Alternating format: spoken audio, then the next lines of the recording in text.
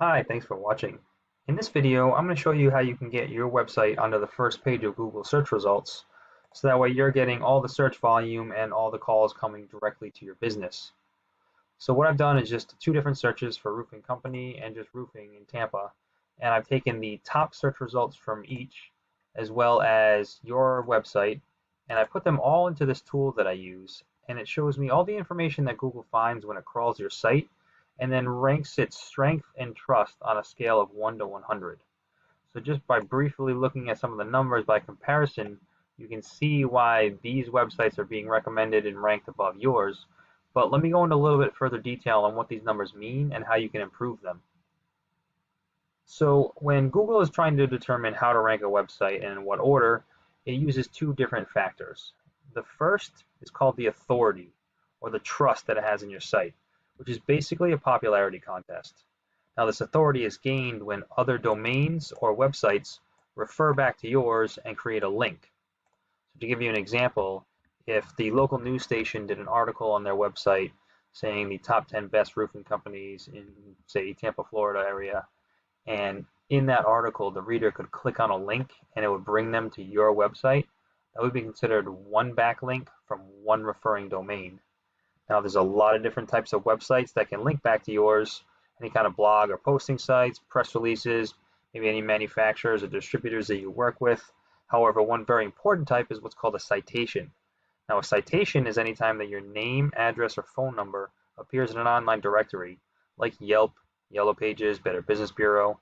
These directories are usually all free. It just takes some time to find them, register your business, and then input the information exactly as it's shown in Google Maps. So you can see, based on the trust and the authority that Google has in these sites, why they're being listed above yours. However, something to note here is it's not just a matter of the quantity of these links, it's also the quality of them. So some links are more spammy and they don't come from quality or trusted websites. So we need to be going after authoritative links from websites that both Google trusts and are relative to your service industry. That way it passes the trust and power along to yours through that backlink. Now, the second factor for ranking the website is the content on the page. So if we take a look here at your keywords, these are all the keywords and phrases that are being typed into Google search, as well as the volume, the number of times per month they're being searched. So this is where we do a little bit of research to try to find all the highest volume keywords relative to the services that you offer and then the areas that you offer it in, and make sure those are being included and found on your website. So for example, roofing companies Tampa, that's being searched 500 times a month. I mean, just in these variations of companies and contractors, we've got a couple thousand searches going on per month. Now, we're usually pretty conservative, and Google Analytics estimates that about 10% of that search volume, that of the total search volume, will become a lead to your business. Now, depending on what the conversion rate is and close rate for your business based on how many customers contact you, you can obviously see how these jobs can definitely add up just based on the sheer number of volume that's coming in. And that's just off a few keywords. Obviously, the profit margin varies per job as well, but we just repeat that same process for all the keywords that are relative to your area and to your service industry.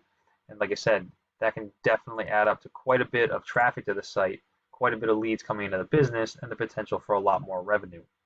Now, there is a formula that Google uses to find these keywords on your site. So if we go take a look at your site here, as far as the setup, something's going on with the form submit. It's kind of behind this header a little bit here, which makes it a little confusing. It's good that we have all these drop downs right at the top, so that way when somebody's searching, they can get all the information they need right away.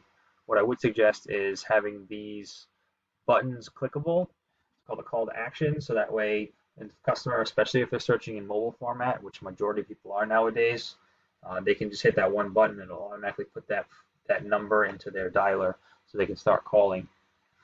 As far as Google is concerned, though, however, it doesn't really care too much about the layout. Being a computer, it's just going to come in and count all the words and text on the page.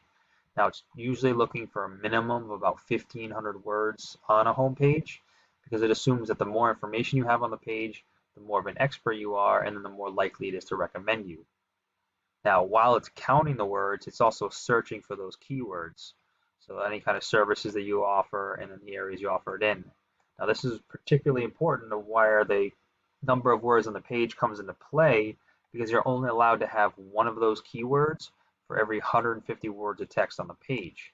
So the more services you want to offer or areas you want to be located in, or just the more keywords in general that you want to be found for, means that the more content that has to be added to the page. So if we go back to the search results, the top section here is what we call the map pack. This is a pretty important area to try to get into because it's listed at the top of the page, and a lot of people or a lot of clients will just come and click on one of these top listings because they're listed first. Now, to be listed in here is free. You just need to fill out your Google business profile, and then there are ways to optimize that to make sure that you're coming up within these top 3.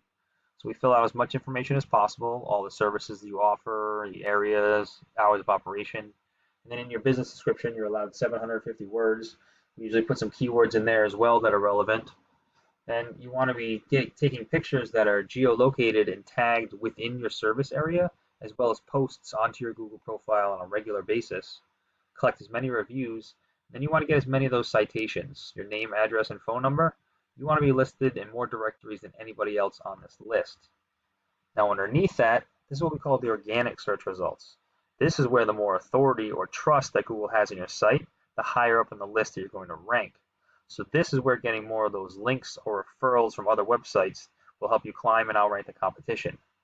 Once you are positioned at the top, then you'll be getting all of that search volume coming into your business every month and all those leads to potentially grow and expand the business.